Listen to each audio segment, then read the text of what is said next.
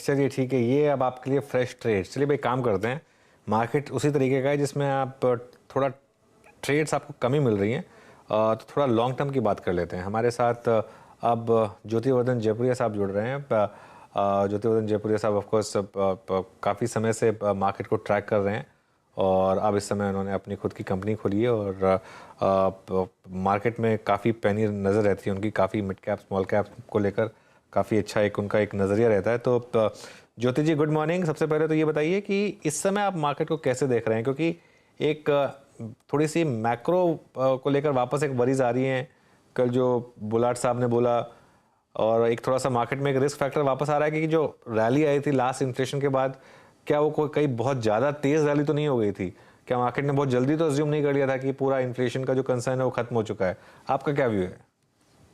हाँ नो जी, good morning. तो यदि अपने पिछले एक महीना में देखे तो एक तरह से रिस्क ट्रेड चालू हो गया था पूरे वर्ल्ड में। लास्ट एक साल में अच्छे मार्केट्स जो अच्छे परफॉर्म किए थे वो ब्राजील, इंडोनेशिया, इंडिया थे।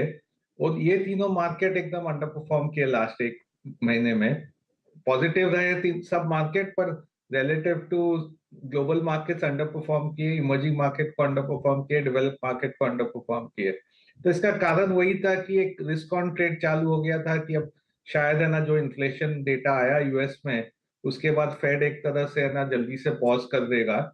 पर मेरा अनुमान है दो चीजें यहाँ पे। एक तो इन्फ्लेशन नंबर नीचे आएगा, और है ना अगले 3 महीना में इससे भी काफी नीचे आ जाएगा।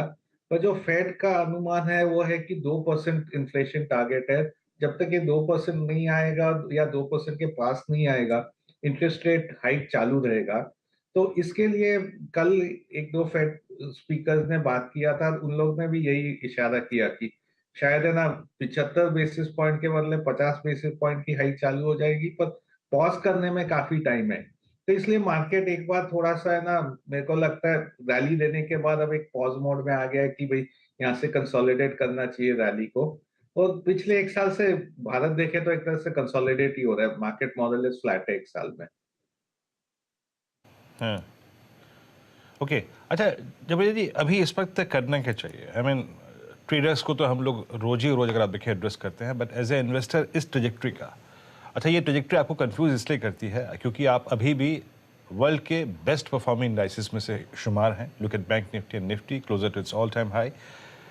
अब ग्लोबल टर्बुलेंस है ही, अगर आप देखें हेडविंड्स हैं ही।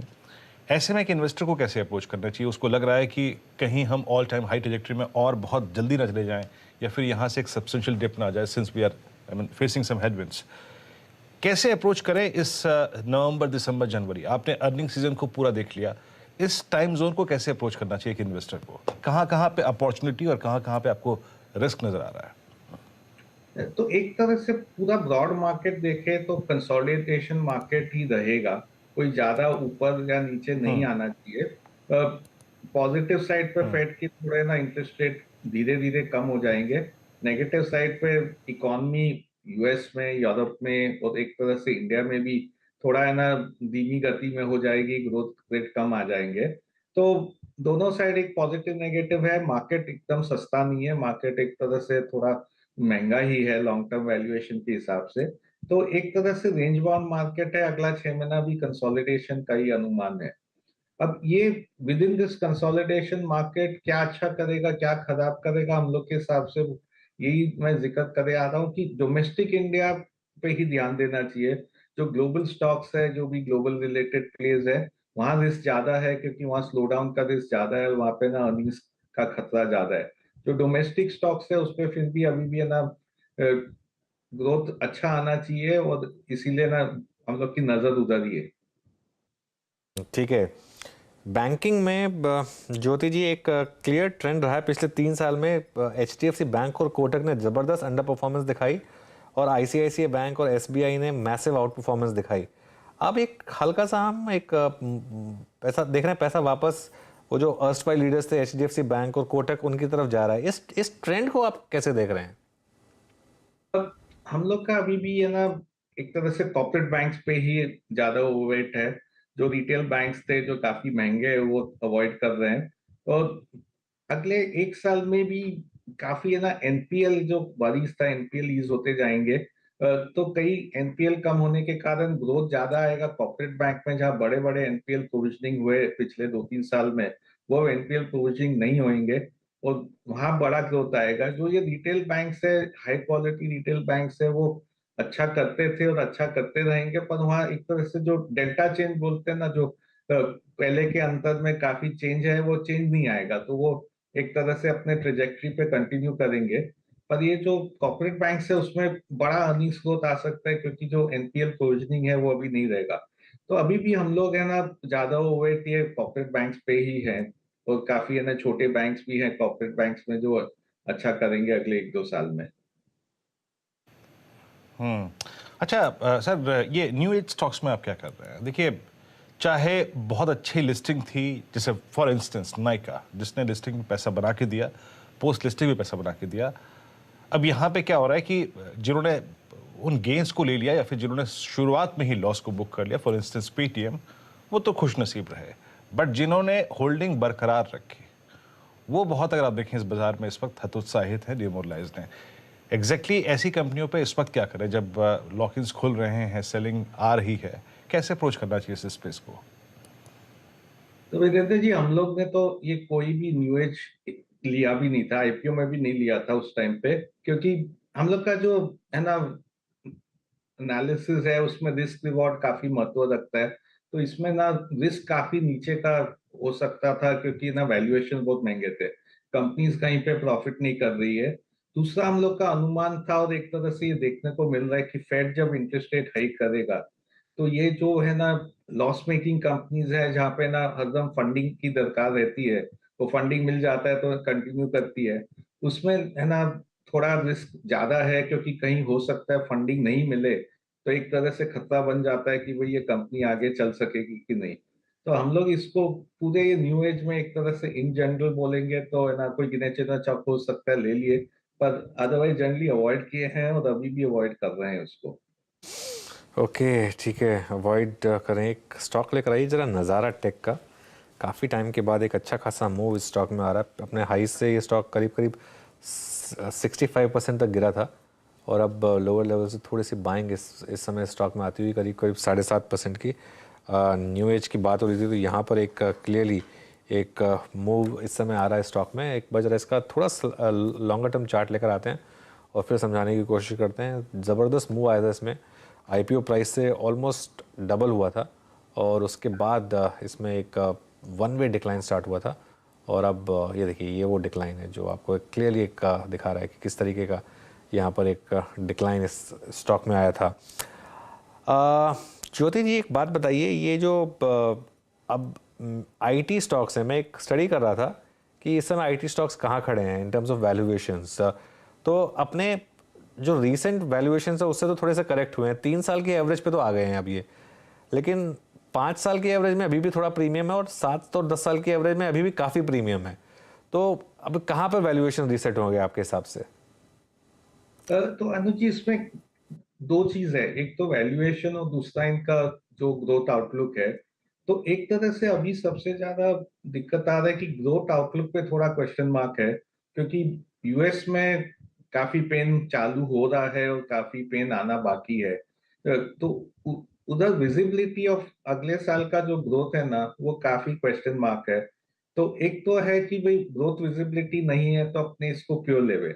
उस ग्रोथ विजिबिलिटी यदि कम हो जाती है, तो यदि अपने ना वैल्यूएशन बहुत सस्ता हो जाता है तो ले लेते हैं।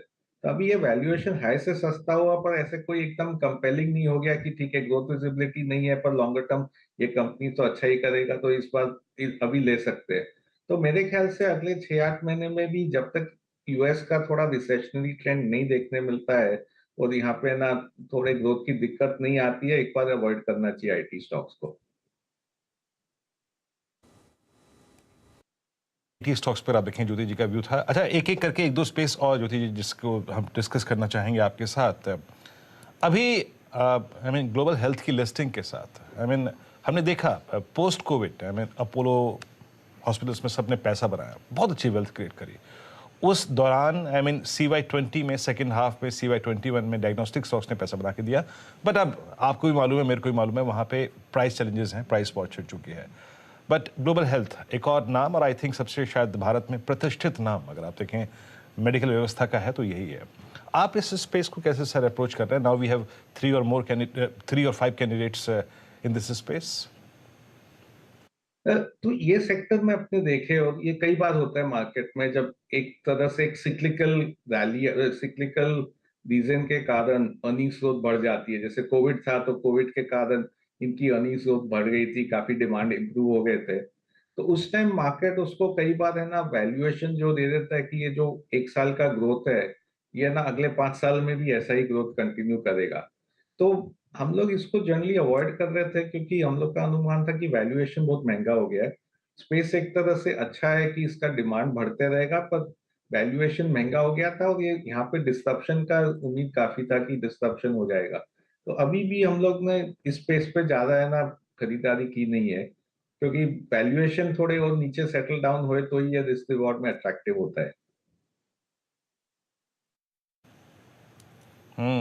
हॉस्पिटल स्टॉक्स पर आप देखें आपका व्यू है। अच्छा सर, पॉसिबली अगर आप देखें आपसे 2 प्रश्न और करने हैं, और उसमें से एक स्पेस और मैं थोड़ा सा पूछना चाहूँगा आप पे, जिसमें शायद CY22 में किसी ने पैसा नहीं बनाया, और CY21 का आखिरी आते आते ये सेक्टर कोलैप्स कर गया था, एंड दैट वाज फार्मा। और फार्मा में कुछ कुछ अगर आप देखिए डाइवर्जन है यहाँ पे, जिन कंपनियों ने बहुत स्ट्रॉन्ग अर्निंग्स दी, लाइक सिप्ला, सन फार्मा, स्टिल अगर आप देखो अपने हाई प्राइस कमांड कर रही हैं, but rest of the space अभी भी कोलैप्स कर रहा है। जब मैं हॉस्पिटल स्टॉक्स के बारे में बात कर रहा था, उसके बाद मेरे मन में यही था पूछूं आपसे, फार्मा में आपको कुछ अपॉर्चुनिटी नजर आ रही है इस वक्त? तो फार्मा में देखिए काफी डाइवर्स स्पेस है, एक तरह से देखे तो। एक इसमें है यूएस जेनरिक को जो सप्लाई करता है, वहां पे अभी भी हम लोग अवॉइड कर रहे हैं। पर वहां पे ना अच्छा न्यूज ये है कि अब है ना यूएस जेनरिक्स का जो दाम गिर रहा था, लास्ट पिछले 5 साल से जेनरिक का प्राइसेस गिर रहा था, अब वो प्राइस गिरावट रुक गई है, एक तरह से बहुत धीमी हो गई है प्राइस गिरावट। तो अगला 6-8 महीना में हो सकता है वहां पे ना थोड़ा सिचुएशन इंप्रूव हो जाए। दूसरा स्पेस जो है वो है डोमेस्टिक फार्मा। तो डोमेस्टिक फार्मा में हम लोग काफी है ना पॉजिटिव है, क्योंकि डोमेस्टिक फार्मा में कई कंपनीज एक तरह से मैं उनको देखता हूँ कि कोई सेमी एफएमसीजी टाइप की कंपनीज है, जहाँ पे बहुत अच्छी है ना डिस्ट्रीब्यूशन रीच है, और है ना 5-6 ब्रांडेड प्रोडक्ट्स है, तो उन लोग अच्छा करते जाते हैं। तो उधर हम लोग का फोकस काफी है, उधर हम लोग के है ना फार्मा एक्सपोजर में 2-3 स्टॉक्स है। और तीसरा स्पेस जो है वो क्राइम स्पेस है। तो क्राइम्स भी मेरे हम लोग को अच्छा लगता है। 2-3 कंपनी है जहाँ पे हम लोग क्राइम्स में ले रखे हैं। इसमें फ्लक्चुएशन बहुत होता है, क्वार्टरली वेरिएशन बहुत ज्यादा रहता है अर्निंग्स में, क्योंकि है ना अल्टीमेटली इनका जो मेन एक तरह से इनोवेटर है, उनको सप्लाई करते हैं। वो इनोवेटर यदि एक क्वार्टर नहीं लिया कुछ है ना गुड्स इनसे, तो इनका अर्निंग्स कम हो जाता है।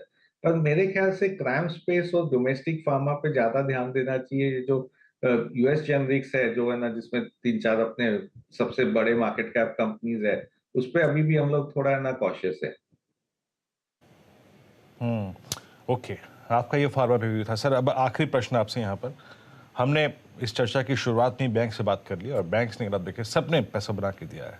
कोटेक ने शायद अब पार्टिसिपेट करना शुरू किया, पीएसयू बैंक्स ने अच्छा पैसा बना के दिया, बट पीएसयू बैंक्स और बैंक्स जब काफ़ी पैसा बना के दे रहे थे, इस बार हमने एनबीएफसीज में वो स्विंग नहीं देखा। Look at Bajaj finance, Bajaj Finserv, Muthoot finance, Manappuram, gold finance companies, सब के सब अगर आप देखें फ्लैट रही, slightly with negative bias. I think इस स्विंग में टूवर्ड्स 18,500 फ्रॉम 17,000 कोई पार्टिसिपेशन नहीं था। क्या इश्यूज हैं सर? ये जो बिजनेस जा रहा है एनबीएफसीज का बैंक्स की तरफ, एज ए इन्वेस्टर क्या अप्रोच रखनी चाहिए, और कैसे देखते हैं आप एनबीएफसी स्पेस को इस वक्त? तो एनबीएफसीज में आप जैसे गोल्ड फाइनेंस का जिक्र किए थे, गोल्ड फाइनेंस एक्चुअली 2-3 साल पहले अच्छा रिटर्न दिया था, उसके बाद इसमें रिटर्न काफी कम हो गया। इसके दो कारण है। एक तो बैंक्स है जो उन लोग भी आजकल काफी अग्रेसिवली गोल्ड फाइनेंसिंग में आ गए हैं, तो कंपटीशन बहुत बढ़ गया है, कंपेटिटिव प्रेशर बढ़ गया है। तो ये एक कारण है कि इसके लिए ना कुछ रिटर्न नहीं आ रहा है। दूसरा, गोल्ड प्राइसेस है ना बढ़ नहीं रहे हैं। तो गोल्ड फाइनेंस कंपनीज के लिए जैसे जैसे गोल्ड प्राइसेस बढ़ते हैं उनके लिए अच्छा रहता है, क्योंकि कलेक्ट्रल उनका बढ़ जाता है, तो लोन ज्यादा दे सकते हैं। गोल्ड प्राइसेस जब बढ़ते नहीं है तो जनरली ये कंपनीज अच्छा नहीं करती है। तो इसीलिए ये दो कारण के कारण है ना ये कंपनीज अच्छा नहीं कर रही है, और जनरली एक तरह से कोई को आजकल नहीं ले रहा है। दूसरे साइड पे देखें तो बैंक्स काफी तेजी से ना, वहाँ पे क्रेडिट ग्रोथ भी आ रहा है, वहाँ एनपीएल प्रोविजनिंग भी कम हो रहा है, तो बैंक्स में अर्निंग्स ग्रोथ बहुत आ रहा है, इसीलिए सबका ध्यान आजकल बैंक्स की तरफ है रादर देन एनबीएफसीज की तरफ। चलिए सर, बहुत बहुत शुक्रिया आप इस कार्यक्रम में शामिल हुए और सभी सेक्टर्स पे, इंडस्ट्रीज पे अपना आउटलुक शेयर किया मीडियम और शॉर्ट टर्म पर्सपेक्टिव से। बहुत बहुत शुक्रिया sir, and have a nice weekend. हाँ, एक अच्छे same to सप्ताह अंत के लिए आपको शुभकामनाएं। Thank you sir, thank you. It's 18 to